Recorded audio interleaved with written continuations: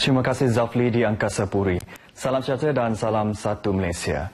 Penghantaran pulang kumpulan pertama melibatkan seramai 253 orang pendatang asing tanpa izin berbangsa suluk yang menyerah diri di Miri baru-baru ini telah dilaksana semalam melalui Pelabuhan Bintulu. Operasi pengusiran keseluruhan 530 parti suluk terbabit dilakukan oleh pihak Jabatan Imigresen Malaysia JIM bahagian Miri dengan kerjasama JIM bahagian Bintulu.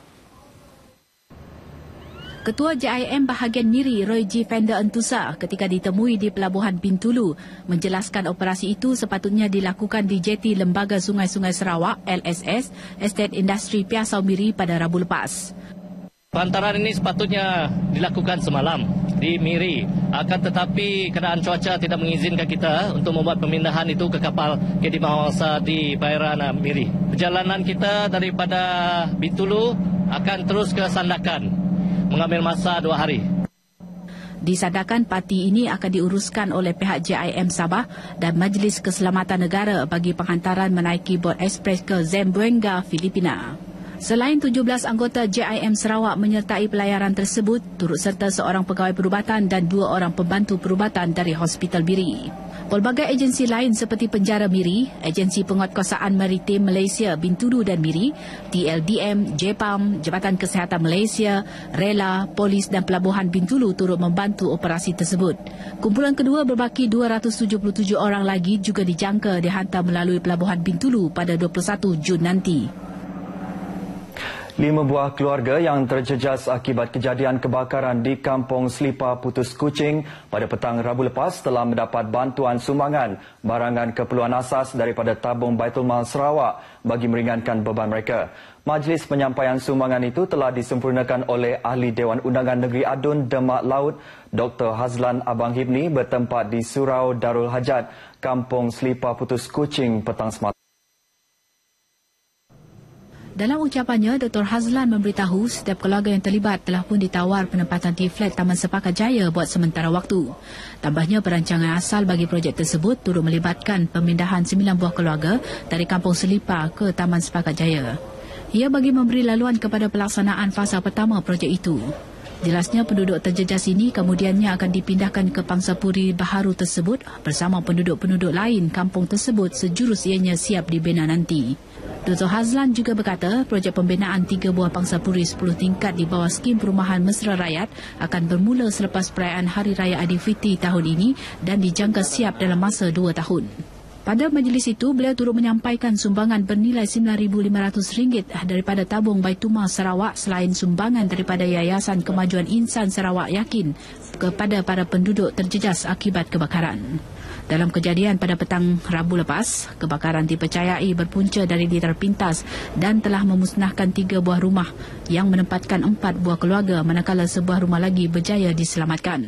Tiada kehilangan nyawa dilaporkan dan keempat-empat buah keluarga yang terjejas kini tinggal bersama saudara masing-masing di kawasan-kawasan berhampiran. Pekan Sundar Lawas bakal berubah wajah dengan terlaksananya beberapa projek pembangunan mega selain projek-projek kecil di daerah itu. Menteri Perancangan Sumber dan Alam Sekitar 2, Dato' Ahmad Awang Tengah Ali Hassan berkata ia melibatkan projek pembangunan infrastruktur asas, jalan raya, jambatan, projek khas bantuan rumah, projek rimbunan kasih dan sebagainya. Selain itu, ia juga merangkumi cadangan pembinaan masjid baru di Tanjung Katong Sundar dan pembinaan dewan di Kampung Logan Sundar Lawas. Untuk tujuan tersebut, beliau memberitahu kerajaan pusat dan negeri telah melulus sejumlah RM94.6 juta dalam usaha untuk membangun dan mentransformasi Pekan Sundar Lawas. Beliau memberitahu demikian pada perasmian Bazar Ramadan di Sundar Lawas. Pada majlis itu, beliau turut menyampai sumbangan kepada warga tua dan ibu tunggal di daerah tersebut dan mengagihkan bubur kacang kepada pengunjung yang hadir. Seramai 107 orang peniaga mengambil bahagian dalam jualan di Bazar Ramadan Sundar. Terdahulu, Dato' Ahmad Awang Tengah merasmikan Bazar Ramadan di Lawas. Beliau berharap aspek kebersihan di persekitaran bazar harus diberi penekanan, memandangkan Bandar Lawas menjadi pintu masuk yang pertama di bahagian utara Sarawak. Pada majlis itu, beliau juga melakukan simbolik perasmian dengan mengacau bubur lemak tahai dan mengagihkan bubur tersebut kepada pengunjung yang hadir. Sementara itu, Bazar Ramadan Satok dibuka kembali setelah 2 tahun tidak diadakan sejak Pasar Satok dipindah ke Medan Niaga Satok. Ia dirasmikan oleh Menteri Pelancongan Sarawak, Dato' Amar Johari Tun Abang Haji Openg bertempat di Taman Mini Satok, Kuching semalam. Bercakap kepada media, Dato' Amar Abang Johari memberitahu tapak bazar tersebut lebih bersih berbanding dahulu. Oleh itu, beliau berharap para peniaga dapat memelihara kebersihan kawasan tersebut memandangkan bazar Ramadan bukan hanya dikunjungi oleh penduduk tempatan, malah juga para pelancong. Melalui penganjuran bazar Ramadan, ia diharap dapat menggalak dan memberi peluang bagi meningkatkan sosioekonomi para peniaga kecil terutamanya kepada peniaga Bumiputera. Bazar Ramadan Satok menempatkan sejumlah 108 buah gerai menjual pelbagai jenis juadah berbuka puasa. Manakala di Bintulu, para peniaga di Bazar Ramadan diingatkan agar sentiasa menjaga kebersihan, persekitaran dan makanan ketika menjalankan perniagaan sepanjang bulan Ramadan. Menteri Muda Pelancongan yang juga Adun Jepak, Datuk Talib Zulkifli berkata, langkah ini penting bagi menjamin kebersihan makanan dan minuman yang dijual kepada orang ramai bagi mengelak sebarang kejadian yang tidak diingini terutamanya keracunan makanan. Di samping itu, kebersihan juga jelasnya menjadi faktor menarik pengunjung untuk membeli juadah makanan di gerai mereka. Katanya, seperti tahun-tahun sebelum ini, sepanjang bulan puasa, Bazar Ramadan sentiasa menjadi tumpuan orang ramai untuk membeli pelbagai jenis makanan termasuk mereka yang bukan beragama Islam.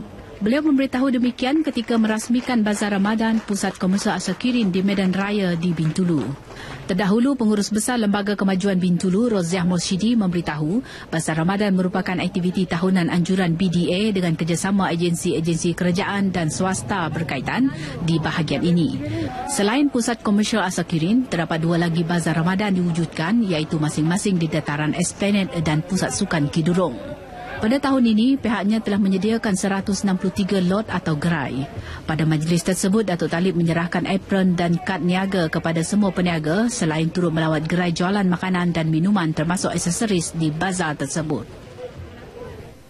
Jabatan Agama Islam Sarawak JAIS akan sentiasa melakukan pemantauan ke atas premis-premis makanan di seluruh bandar di negeri ini sepanjang bulan Ramadan ini. Menteri Muda di Pejabat Ketua Menteri Datuk Daud Abdul Rahman berkata, pemantauan ini dibuat bagi memastikan orang Islam tidak makan dan merokok di halayak ramai.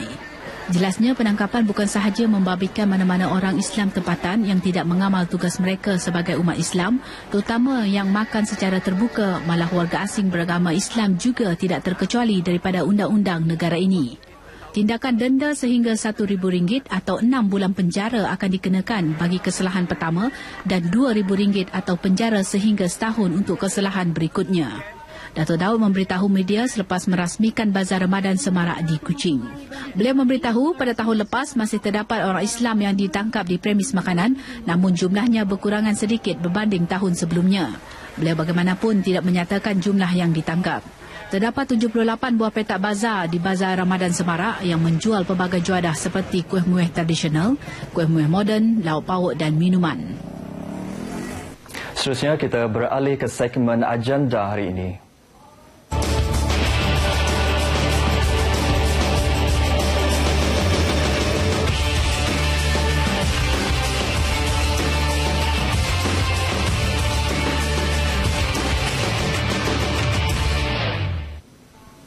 Antara liputan acara dalam agenda hari ini, Menteri Kebajikan Wanita dan Pembangunan Keluarga, Datuk Fatimah Abdullah akan mengadakan lawatan dan penyampaian geran kepada Persatuan Kecederaan Saraf Tunjang Sibu SSCIA di 9A Lorong 6D, Jalan Lilin Sibu pada pukul 9 pagi. Sementara itu, pada pukul 3 petang, Menteri Muda Pelancongan Datuk Talib Zulkifli akan menghadiri majlis perasmian Bazar Ramadan 2015 di Aras LG Sarawak Plaza, Kuching.